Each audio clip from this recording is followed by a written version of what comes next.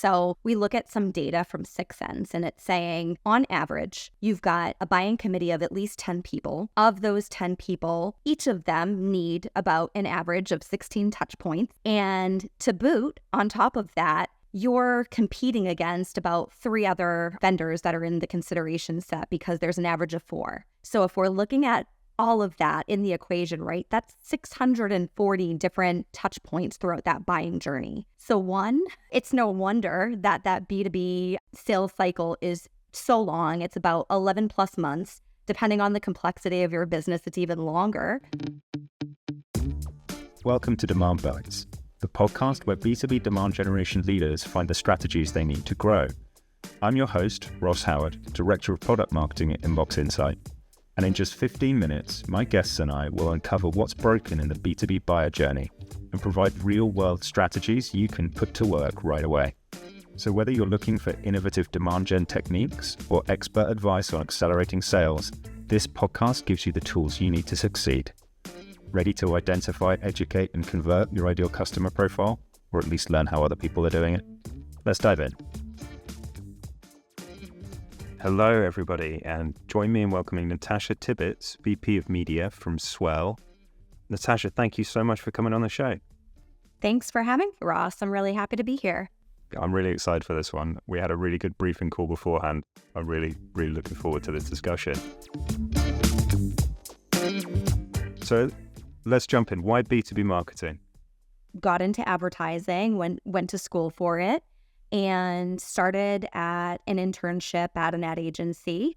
And they were actually primarily focused on a lot of B2B clients. We're in, the Boston market. You've got high tech, higher ed, healthcare and finance that are really hot verticals. And, just organically, you end up sort of falling into that B2B sector. Spent about 4 years of my career there and learned a whole lot. I took a really, I would say like a mini pivot and went over to a really fast growing tech company. At the time, they were really positioned as an extension to agency arms, right? So almost as if we were a part of the agency. So I was a strategist and a planner there. And then after about 3 years or so, I decided my home, got some perspective. My home is really at that like small to mid-size ad agency. And so landed at the time, Swell Media. And I've been here for nearly a decade. Awesome. What a rundown. Jumping a little bit back to the clients that you help, what do you think when you're working with customers at the moment? We are seeing a shift where people are talking about brand versus demand and pushing us for sort of lower funnel programs in order to hit revenue goals. How do you work with clients and what challenges are they facing when they are just focusing on that lower part of the funnel?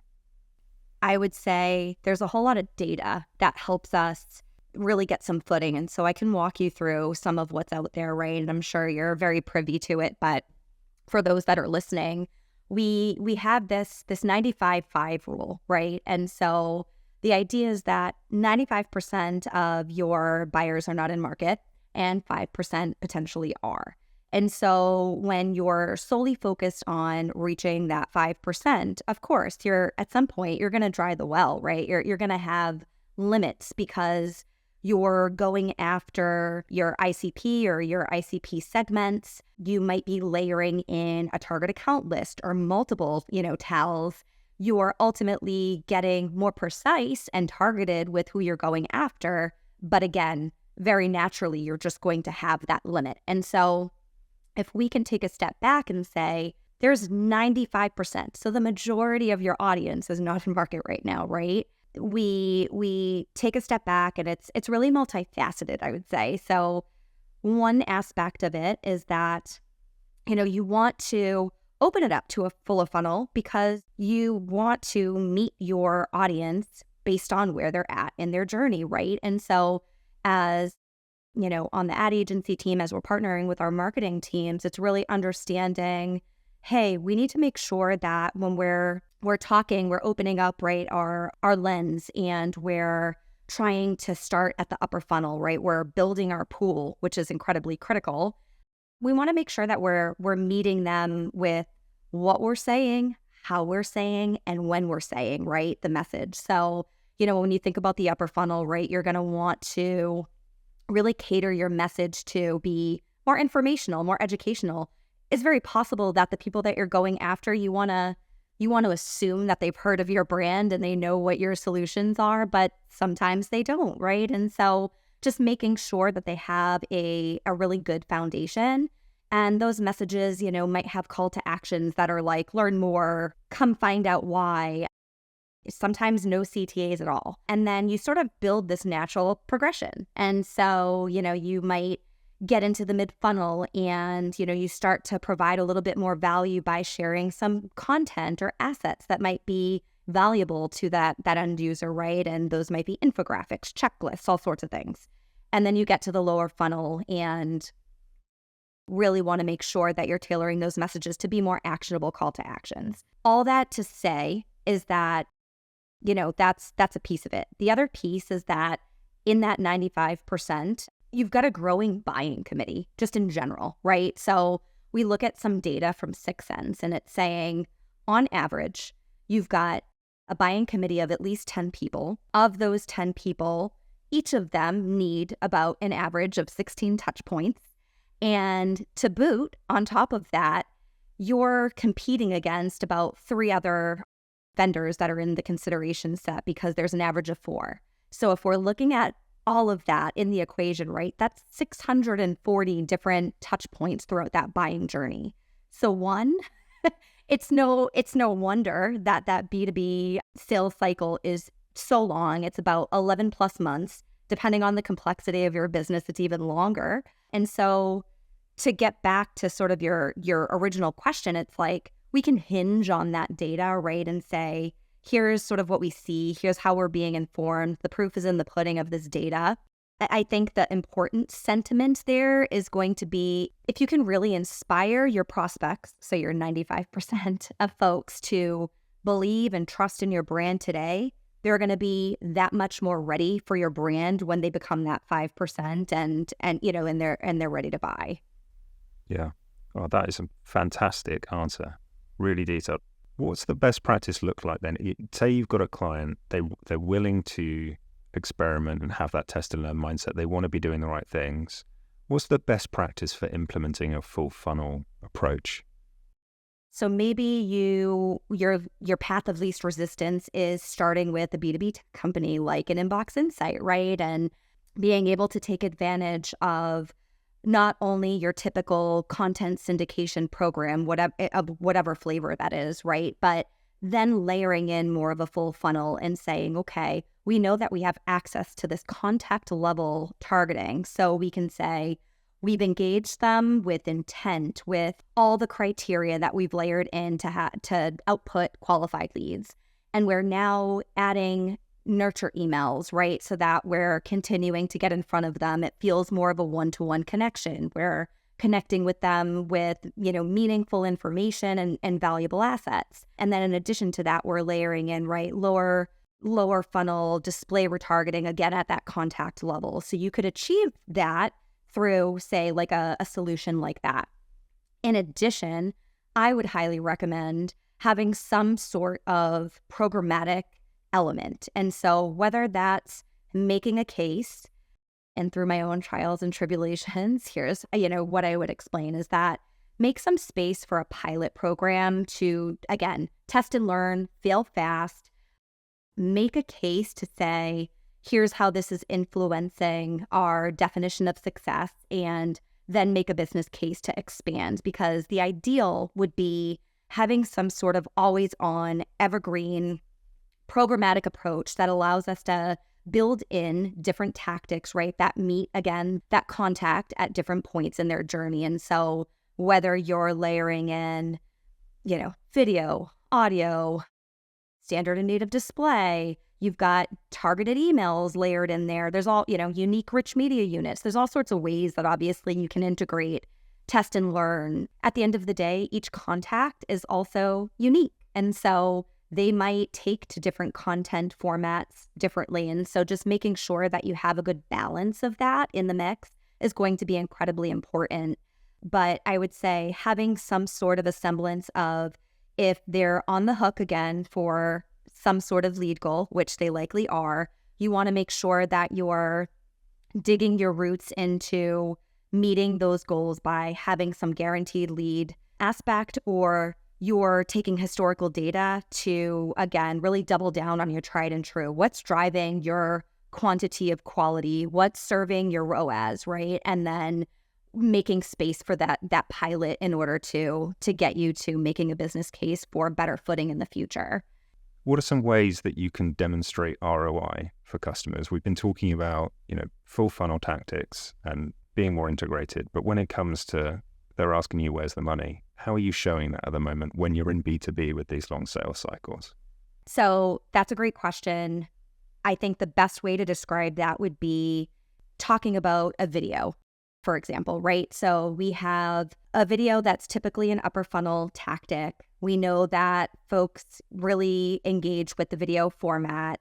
And while, again, it's still somewhere where it might be informational, educational at that part in the process, what we can do is potentially put an overlay over a video. So no matter where a user is watching this video, whether it's on, online video on a website where the experience might allow for that video to be clickable, or more often than not, it's going to potentially be in the streaming realm, right? We'll put some sort of QR code or something that if that contact is inclined to engage further or explore further, they have an opportunity to essentially click through. What I would say is that would be a trackable scenario, right? So that we would understand those coming from a video format are then getting to a unique landing page, and we're able to understand then, again, what are they doing on the back end to engage? Are they compelled to do something? Are they completely bouncing, right, and abandoning? And how do we, again, get that information and then just make proper optimizations? But I would say that's a great way to do it. Just keeping in mind, at the end of the day, whether you're talking upper funnel or even full funnel strategy, a brand study is always a great way to do that, right? And so if you have the dollars to carve out to invest in a brand study to get those pre and post lift, and that lift information, I think that's going to be really important. And then, depending on who you work with for the brand tool to get that study, depending on the initiative and your goals, there's all sorts of aspects of lift that you can measure. So, I would highly recommend that if this is your first go around and you have more of an upper funnel approach, you want that pre and post data to really just see what that true lift is. But if you're somewhere, trying to understand what your brand affinity is, or, you're even trying to understand consideration, there are those opportunities to ask the right questions and get those answers and again, get those results via a brand study. So I would highly recommend being able to engage in something like that if you can. Love that. What are some of the most frustrating challenges that you face in B2B?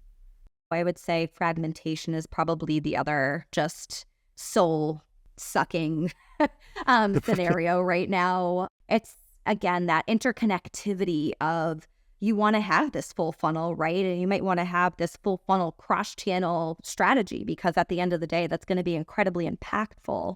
But for us as planners and buyers and marketers, we have to still prove that out. And so, what we end up finding is that if we're going to go with a walled garden, it's going to have its place, right? They're in existence for a reason, but we're just going to be really tactful about what we're taking advantage of for what and when, again, right? And we're probably going to have more of a micro strategy for that walled garden because we're going to be working within the confines of what we can get from that. And then, when we're talking about more omni-channel, that's going to be really trying to truly interconnect all of your channels and, making sure that you have maybe like a multi-touch attribution strategy, which is becoming harder and harder with the deprecation of cookies because that's what it's relied on to date. But I'm sure a lot of folks, have explored media mix marketing. I would say that's going to be a really amazing way to, again, leverage in order to give you that omni-channel approach. it's just a really hefty investment. So if you have, you're working with enterprise brands and you have a really good budget a healthy budget to support that, that's great. If you don't, there's going to be some challenges that you're going to try to overcome as far as trying to connect the dots. And so I think that will continue to be a frustration until, again, we can solve for that appropriately. Wonderful tip. I think people should take that away. I'm sure there are people Googling it as they listen. Where can we find you, Natasha? If people want to learn more about you and Swell. Sure. So swell-media.com if you want to learn more about the agency and what we do. You can find me on LinkedIn, of course. I would say, just a nice little shameless plug. Swell Media about 18 months ago became part of Meet the People. They're like a mini holding company, but we've got a really amazing, just talented group of complementary agencies that now fall under Meet the People. So I would say check out Meet the People, see the different agencies that fall within our portfolio. We're really full service across the board, all the way from branding, creative, experiential, media, SEO, just lots of great things that we can do. But it's really been a true pleasure taking the time with you, Ross, and thank you for the opportunity. This is awesome. Thank you so much. And that wraps up today's episode of Demand Bites. Thanks for listening. I hope the insights provided today are able to help you power up your own demand generation efforts. If you've enjoyed what you've heard, make sure to hit subscribe so you're always up to date with the latest strategies. If you're looking for more insight, stay connected with Inbox Insight on LinkedIn and join a network of marketing leaders driving the future of demand gen.